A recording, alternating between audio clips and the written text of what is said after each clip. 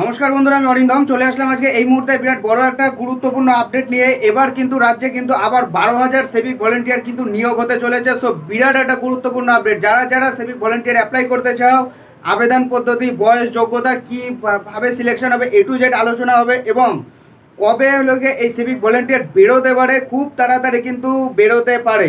So ভিডিওটা continue করুন। 12,000-এর বেশি শূন্যপদে সিভিক ভলেন্টিয়ার নিয়োগ করছে রাজ্য সরকার। কবে থেকে আবেদন শুরু হবে জেনে নিন বিস্তারিত। এই সিভিক ভলেন্টিয়ার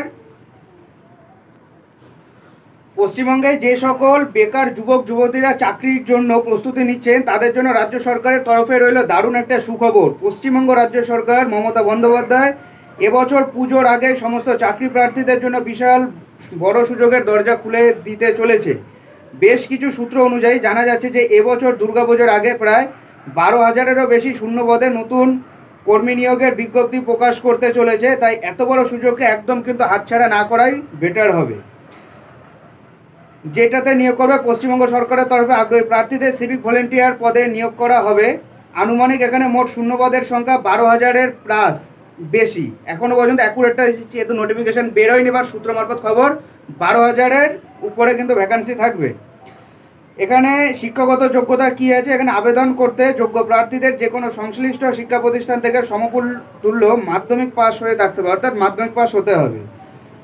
18 বছর হলে এখানে আবেদনযোগ্য। যদি আগে থেকে সিভিক ভলেন্টিয়ারের কাজে অভিজ্ঞতা থাকে তাহলে এর উচ্চ পোস্টে কাজে পেতে পারেন। অর্থাৎ সিভিক ভলেন্টিয়ার যদি আগে কেউ করতে থাকেন তাহলে সে অ্যাপ্লাই করবে, তার সিভিক ভলেন্টিয়ার উপরের পোস্টে সেখানে কিন্তু সুযোগ আছে একটা। এখানে আগ্রহীরা অনলাইন এবং অফলাইন দুটি মাধ্যমে আবেদন করতে পারবেন, কিন্তু এখানে এখনও পর্যন্ত আবেদন প্রক্রিয়া শুরু হয়নি। কিছু মারফত অনুযায়ী জানা যাচ্ছে যে আগামী কিছুদিনের মধ্যে আবেদন প্রক্রিয়া শুরু হতে চলেছে। যদি আগ্রহীরা আবেদন প্রক্রিয়া সম্পর্কে বিস্তারিত চান তবে সিভিক ভলেন্টিয়ারের জন্য কিন্তু আমাদের ইউটিউব চ্যানেলটা ফলো করবেন, আমি আপডেটটা দিয়ে দেবো।